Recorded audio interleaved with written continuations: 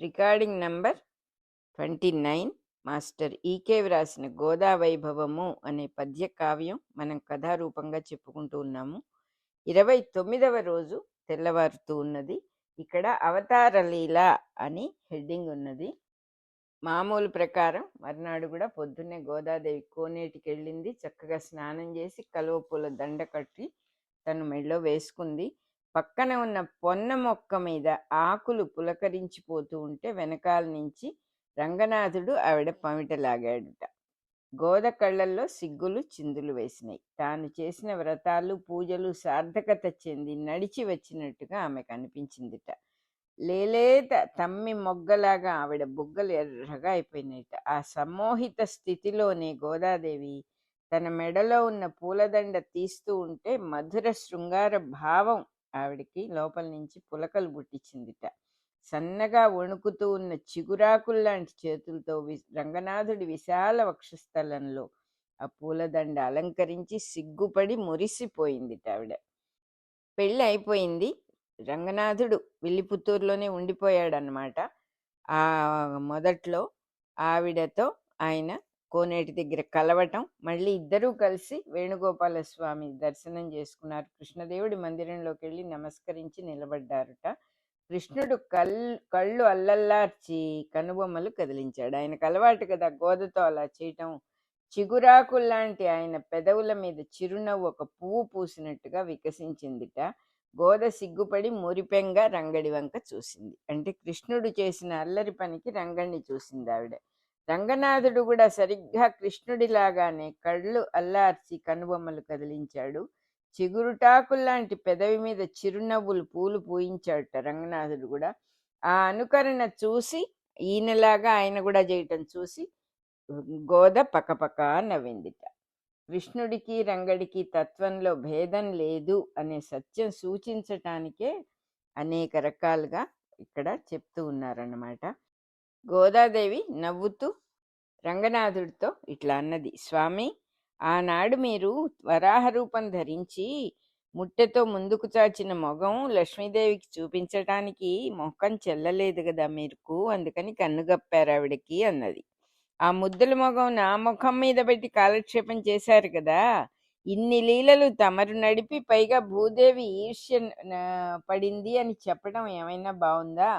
కల్పనలో కూడా ఇంత మోసం దాచుకుంటారా? ఎదటి వాళ్ళ మీద నిందలు మోపొచ్చా? మిమ్మల్ని మీరేమో సమర్థించుకుంటూ ఉంటారా అంటూ మళ్ళీ అన్నది. నిన్న చెప్పిన కథకి తర్వాత ఏమిటో చెప్పాలి కదా, మీరెందుకు చెప్పలేదు? చెప్పండి, ఇప్పుడు చెప్పండి అని అడిగింది. చెప్పగానే గోద మాటలకు రంగనాథుడు నవ్వుతూ ఇట్లా అన్నాడు, అరే అంతలోనే అంత కోపం వచ్చిందా? సరే, తర్వాత కథ చెప్పమన్నావు కదా, ఆ కథ చెప్పే సామర్థ్యం మీ కృష్ణమూర్తికి వెన్నతో పెట్టిన విద్య, నాకంటే ఆయన బాగా చెబుతాడు అంటూ స్వామి మీరే కథ చెప్పండి అని కృష్ణుణ్ణి కోరాడు. కృష్ణుడు ఏది చెప్పినా ఆవిడకి చాలా బాగా అర్థమవుతుంది అనే విషయం తెలుసు కాబట్టి కృష్ణుడు చెప్పటం సరైన పద్ధతి అన్నట్టుగా రంగనాథుడు కృష్ణుడిని అడిగాడు. కృష్ణుడు కూడా రంగనాథుడి మాటలు ఒప్పుకుంటూనే తర్వాత కథ ఇలా మొదలుపెట్టాడు అనమాట. ఆయన విను అంటూ, రంగడు చెప్పింది నిజం కాదేమో అనుకుంటున్నావు నువ్వు కదా గోదా, ఇప్పుడు నేను చెప్తున్నా విను. విను అనే మాటలో ఒక చక్కటి హెచ్చరిక ఉంది. చెప్పబోయే విషయంలో విశేషం అంతరార్థం లాంటి ఉన్నప్పుడు విను, జాగ్రత్తగా విను అంటాం కదా మనం కూడా. పోతన గారు కూడా అలా చెప్పేవారన్నమాట. ఇక్కడకు మాస్టర్ గారు కూడా అదే చెప్పారు అంటున్నారు చివుకుల రవిశర్మ గారు. చివుకుల రవిశర్మ గారు వ్రాసిన వ్యాఖ్యానం ఉన్నందువల్లనే మనం ఇంత వివరంగా చెప్పుకోగలుగుతున్నాం. లేకపోతే నాకు కూడా పద్యాలకు అర్థం తెలిసేది కాదు. ఆయన వ్యాఖ్యానం ఉండి తెలుగులో చదువుకోవటం రాని వాళ్ళకు ఉపయోగిస్తుంది అనే దృష్టితో నేను చెప్పడం జరుగుతోంది. తర్వాత కూర్చొని చదువుకునే అలవాటు అందరికీ ఉండదు, వినటం ఈజీగా ఉంటుంది కాబట్టి నేను అనుకున్నాను అది కూడా మా కోడలికే కాకుండా ఎవరైనా కూడా వినేవాళ్ళకు ఉపయోగిస్తుందని. ఇలా చెప్పాడు. ఇంకా కూడా కృష్ణుడు, శ్రద్ధగా విను, ఈ విధంగా నా భార్యలిద్దరూ అసూయ పడుతుంటే నాకు సంసారం అంటే విసుగొచ్చేసింది. ఇది పద్ధతి కాదు. భయంకరమైన సింహపు ముఖంతో లక్ష్మీదేవిని గట్టిగా కౌగలించుకున్నాను. ఆవిడ భయపడి నన్ను వదిలేస్తుందని అనుకున్నాను, కానీ ఆ ముఖం కూడా ఆవిడకి నచ్చిందిట. ఏం చెప్పమంటావు? నా ద్వారపాలకులైన జయ విజయులకు ఒక జన్మ గడిచిపోయింది. ముక్తి కొంత దగ్గరికొచ్చింది. అయినా శ్రీదేవి భూదేవి అసూయలు మాని సఖ్యతగా ఉండటం లేదు. నాకు మరో అవతారం ఎత్తాల్సిన అవసరానికి ఇది ఒక కారణంగా కలిసొచ్చింది అన్నాడు. ఇంకా అంటున్నాడు, అప్పుడు నేను మరుగుజ్జు వటువుగా అవతరించాను. ఏ బెడద లేదు. ఎందుకంటే వటువుని కాబట్టి సంసారం అనే గొడవే లేదు. హాయిగా గడుపుదామని నిర్ణయించుకున్నా.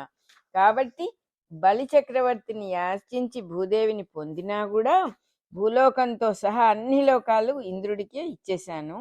ఎన్నిసార్లు కోరినా కోరడమే కానీ దక్కించుకోవడం చేత కదా ఇంద్రుడికి. అటువంటి వాడు దక్కించుకోవడం చేత కాని ఇంద్రుడు స్వర్గాన్ని కోరి ఎప్పుడు భంగపడుతూనే ఉన్నాడు. పరమభక్తుడైన బలిచక్రవర్తికి మటుకు ఎప్పటికీ తరగని లోకాలను నేను సమకూర్చి ఇచ్చాను. అతడు పాతాళ లోకాలన్నిటికీ హెడ్ అయ్యి అధిపతి అయి పంట సమృద్ధిని పర్యవేక్షిస్తూ ఉంటాడు. ఒక్క భోగి పండుగ రోజు మాత్రం బలిచక్రవర్తి భూమి మీదికి వచ్చి ఆధిపత్యం వహించి కృషి చేసిన వాళ్ళకి పుష్కలమైన సంపదలు పంచిపెడతాడు. గోదా మీ దాంపత్యం సకల భోగాలతోనూ నిండి ఉండాలనే సంకల్పంతోనే మీ పెళ్లి భోగినాడు జరిగేట్టుగా నేను ఏర్పాటు చేశాను అన్నాడు కృష్ణ పరమాత్మ. తిరిగి భార్గవరాముని అవతారంలో లక్ష్మిని ఐశ్వర్యాన్ని వదిలేసి బ్రహ్మచారిగా ఉండిపోయాను. క్షుద్ర క్షత్రియుల తలలు నరికి భూదేవిని తెచ్చుకుని కూడా మళ్ళీ బ్రాహ్మణులకి కశ్యప మహర్షికి నిన్ను దానం చేసి తేలికపడ్డాను నేను. ఈ విధంగా 2 అవతారాల్లోనూ నేను లక్ష్మిని స్వీకరించలేదు. నిన్ను స్వీకరించిన ఇతరులకు ఇచ్చేశాను. తర్వాత దశరథరాముడైన అవతారంలో శ్రీదేవికి భూదేవికి చాలా మటుకు గొడవలు తగ్గిపోయినాయి. భూదేవి కడుపున శ్రీదేవి సీతగా పుట్టినందువల్ల ఇద్దరి నడుమ తల్లి బిడ్డల ప్రేమ వచ్చింది. మీకు సఖ్యత ఉన్నందువల్ల నా మనస్సు కూడా తేలిక పడింది అన్నాడు.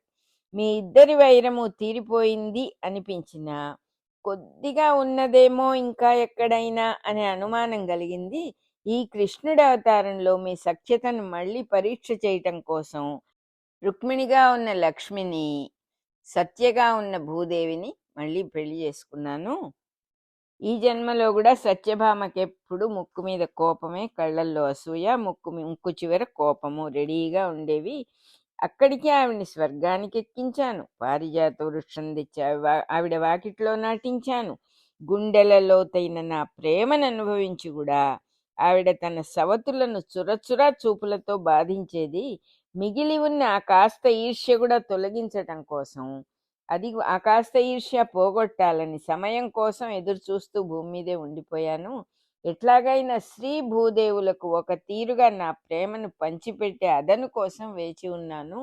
ఈ కలికాలంలో నేను శ్రీరంగ క్షేత్రంలో సత్వగుణ స్వరూపమైన రంగనాథుడుగా నిలబడున్నాను. భక్తులకు పరిపూర్ణతను ప్రసాదించటానికి శ్రీరంగ క్షేత్రాన్ని వైకుంఠానికి మార్గంగా నిలిపి ఉంచాను. సహ్యపర్వత శ్రేణుల సమీపంలో నుంచి జలజలా ప్రవహించే కావేరి జలాల నడుమ శ్రీదేవిని వక్షస్థలం మీద ధరించి శోభలు వెలిగిస్తూ శేషసాయిగా ఉన్నాను. కృష్ణావతార కాలంలో రుక్మిణి నన్ను తులసి దళంతో తూచి సత్యభామ కంటే భూదేవికి గర్వభంగం కలిగించింది. కాబట్టి భూదేవి నీవుగా రూపం ధరించి అవతరించే వేళలో తులసి తోటలోనే నీ పుట్టుక ఉండేట్టుగా ఏర్పాటు చేశాను. తులసి అంటే లక్ష్మీ కళలు కదా, కళలని కదా పెద్దవాళ్ళు చెబుతారు అన్నాడు. ఒకనాడు జలంధరుడనే రాజు భక్తుడైన నా వల్ల అవమానం పొందాడు. జలంధరుడి భార్య తులసి. ఆయన రూపాన్ని ధరించి నేను తులసిని మోసం చేశాను.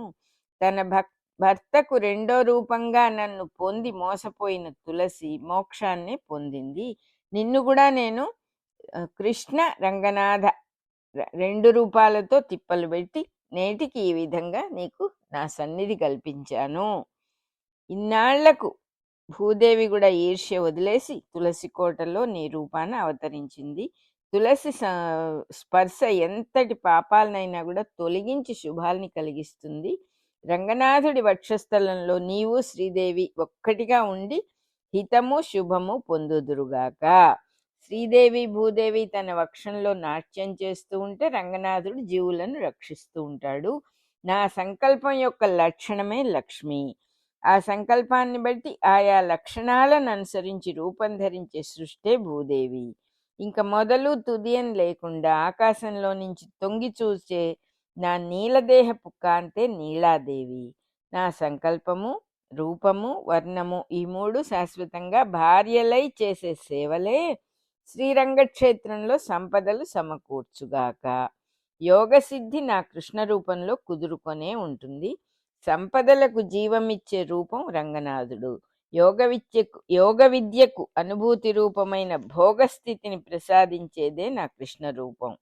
ఏ మార్గమైనా సరే మనస్సు, శరీరము, హృదయము, మమకారము అనేవి వదిలి నాకు సమర్పణ చేసుకున్న వాళ్ళకి సంసార బంధం అంటుకోదు. కృష్ణుడిలా చెప్తూ ఉండగానే గోద కళ్ళు నిమీలితమైపోయినాయి. సౌఖ్యం అనేది ఒక సముద్రం అయితే దానిలో నుంచి లేచిన కెరటం మీద నటించే ఒక నీటి బిందువులాగా గోదమ్మ తన్మయురాలైపోయింది. రంగనాథుడి వక్షంపై నుంచి ముఖం పైకెత్తి రంగణ్ణి చూచి, మహానుభావ, ఎంత సముద్రంలోనైనా ఓడను నడిపింపగల నైపుణ్యం ఉన్నవాడువు నువ్వే. ఇంతటి మహాగాథ ఉన్నదని ఊహించటానికైనా ఎవరికైనా సాధ్యమా? నాకు కనువిప్పు కలుగజేసి నా జీవితంలో శుభమంగళం కలిగించావు. ఊహకందని నీ దయాగుణ వైభవం ఎంతటిదో ఊహించటం ఎవరికైనా సాధ్యమవుతుందా? నీ ప్రేమ అనే మార్గంలో వెళుతూ ఉన్న జనులకి సాన్నిధ్యాన్ని ప్రసాదిస్తావు. శాశ్వతమైన మాధుర్యాన్ని ప్రసాదిస్తున్నావు. నీ నైపుణ్యం, నీ నిపుణత ఎంతటిదో ఊహించటం ఎవరికి సాధ్యం? నీ సంకల్పము అనే మహాస్రవంతి కావేరి నదిగా ప్రవహిస్తూ ఉంటే ఆ మధ్య నివాసం ఏర్పరచుకున్న శ్రీ రంగనాథుడి దివ్య వైభవానికి నన్ను నేను సమర్పణ చేసుకున్నాను. నన్ను రక్షించే భారం నీదే స్వామి అని కృష్ణుడికి రంగనాథుడికి కూడా నమస్కారం చేసింది గోదాదేవి. ఇంతకుముందు రంగనాథుడి కథలో ఆమెకు కలిగిన చిన్నతనం ఇప్పుడు పోయింది. తన భావనలో పొరపాటు గ్రహించింది. తన్మయురాలై రంగనాథునికి సమర్పణ చెందటంలో తన పొరపాటు కూడా మర్చిపోయింది. తాను చేసిన పొరపాటు తెలుసుకోవటం వివేకవంతుల లక్షణం. గ్రహించిన తరువాత స్వామికి సర్వాత్మన శరణు పొందటం ప్రపన్నుల పద్ధతి. పొరపాటు వేరుగా గుర్తుండక శరణాగతిలో కరిగిపోతుంది.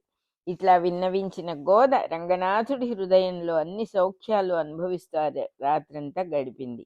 అట్లాంటి 29వ రేయి సిరులు భక్తుల హృదయాల్లో పొంగి పొర్లి రక్షించుగాక అంటున్నారు. మన రికార్డింగ్ నెంబర్ 29 అయిపోయింది.